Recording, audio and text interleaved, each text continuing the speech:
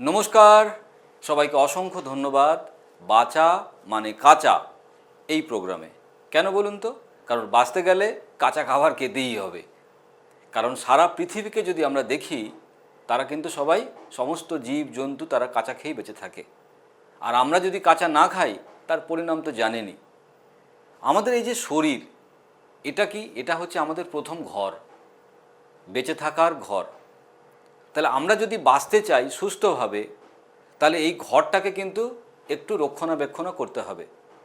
কিন্তু আমরা যখন ঘর বানাই, মানে ওই ঘর, বাড়ি, রাজপ্রাসাদ বানাই যখন, তখন তো কি পাথর হবে, কি লোহা লাগবে, কি ধরনের সিমেন্ট, কি বালি, খুব চিন্তায় পড়ে যাই। সেখানে যেন কোনো ভেজাল না থাকে। আর যদি এখানে এই শরীর নির্মাণে আমরা ভেজাল করে ফেলি, ভুলভাল কাঁচা মাল যদি দিয়ে ফেলি, তাহলে কি হবে? এই বাড়ি কিন্তু খুব দ্রুত ভেঙে পড়বে। আর এই বাড়ি ভেঙে পড়া মানে বুঝতেই তো পারছেন, আমাদের অকাল মৃত্যু। আজকের দিনে দাঁড়িয়ে এই বাড়ি রিলেটেড সমস্যা, কারুর ডায়াবেটিস, কারুর প্রেশার, কারুর ক্যান্সার, কারুর আলসার, কারুর আর্থারাইটিস, বড্ড চিন্তিত। ডাক্তারবাবুর কাছে ঘুরে বেড়াচ্ছেন, এক হসপিটাল থেকে আরেক হসপিটাল, গাদা গাদা ওষুধ, গাদা গাদা টাকা খরচা হয়ে যাচ্ছে, কিন্তু সমাধান কিছুই নেই। কেন বলুন তো? কারণ বাড়ি তৈরি করার জন্য কাঁচা মাল যেটা ব্যবহার করেছি, সেটাই তো বাজে মাল, সেটাই তো ভুলভাল জিনিস দিয়ে তৈরি করে ফেলেছি।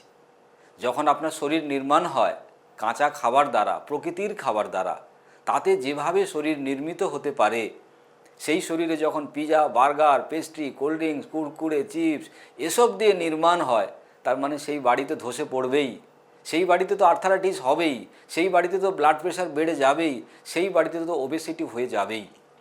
তাহলে এই সহজ সত্যটা বোঝার জন্য ভিজিটও দেন, ডাক্তারের কাছেও যান, আবার রক্ত মলমূত্র পরীক্ষাও করেন। সুতরাং আজ থেকে আমরা যদি সুস্থভাবে, খুব সুন্দরভাবে থাকতে চাই, তাহলে এই বাড়ি নির্মাণ কাজে আমাদেরকে কি করতে হবে? একটুখানি দেখভাল করতে হবে। আর সেই দেখভাল কি? আমাদের খাবার দাবার। তার মানে আমাদের খাবার দাবার যদি আমরা সঠিক মতো সুস্থ সুন্দর খেতে পারি, তাহলে কিন্তু আমাদের এই বাড়ি বা এই শরীর আর খারাপ হবে না।